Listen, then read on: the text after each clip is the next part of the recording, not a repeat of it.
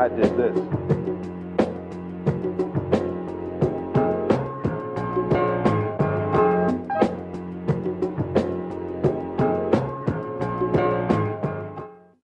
Yo, check this out. This is Pete Rock. I'm chilling watching Future Music Magazine. You know what I'm saying? I'm just showing people how I get down with the MPC. Show you little things. You know what I mean? I chop the record like each piece like that. Boom, boom, boom. How I do it is, you know, like sometimes I'll start out with the beat first. You know what I'm saying? And then I'll have someone come in, spit on it, like, you know, on some vocals or whatever, and then I arrange the music around what he or she is saying, and make it more exciting. Like, shorten to the point is much better, you know, because people, when it's already over, they want to hear it again. When I do the beat, I could speed it up, still play the same, and the record is much slower. Basically it. It's like a jigsaw puzzle. You know, when you're making a song, you know, me, I have a lot of knowledge of music and stuff, and records. I grew up, my father was teaching me about songs and arrangements. And so then it stuck with me, you know, until I started doing this, and then I applied it to what I do. The song, at my disposal, I listen to it, and it's like wherever I hear it sounds the best part in the record, I'll take it, you know, and I'll, you know, if I'm really feeling it, I'll really chop it into little pieces, you know what I'm saying, so I could do what I want with it, you know, and that's how I do my music, and basically, you know, it's an advantage for me because I can, you know, with the sample, no matter what tempo it is, I can speed it up, slow it down without doing it here. I can do, you know, use the actual beats per minute. But there's several ways to do it.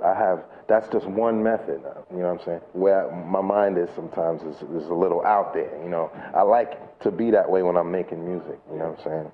And I just go to another place where other people don't go.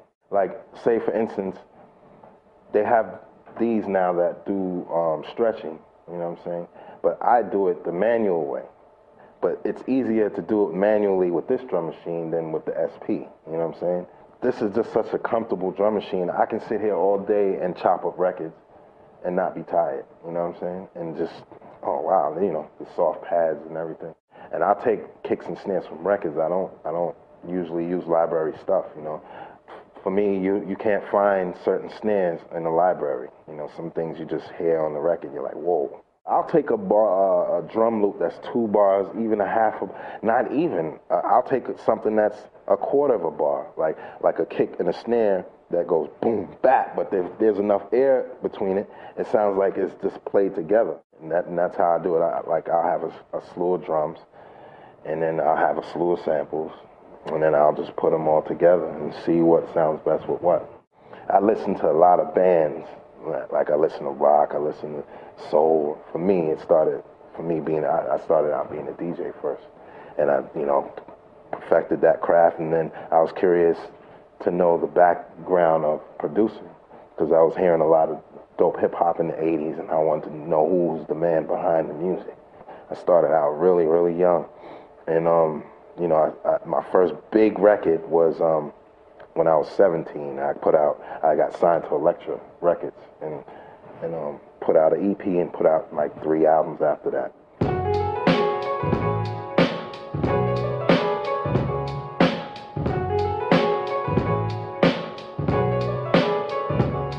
Hi-hat, a kick from a record, another kick where it's like right before the big kick, you know how, wait.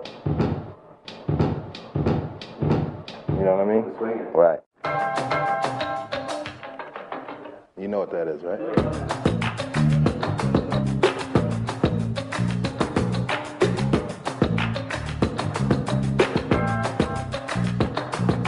Snare, kick, hand clap, and this is the guitar.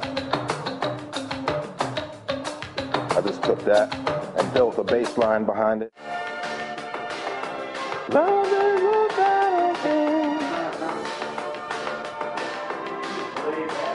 Yeah, I took it because I had a bass in there, and it, you know, and then I can still play.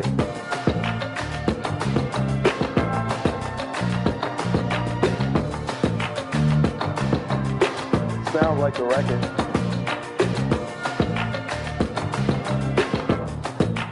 Check it out, it's Pete Rock, Future Music Magazine.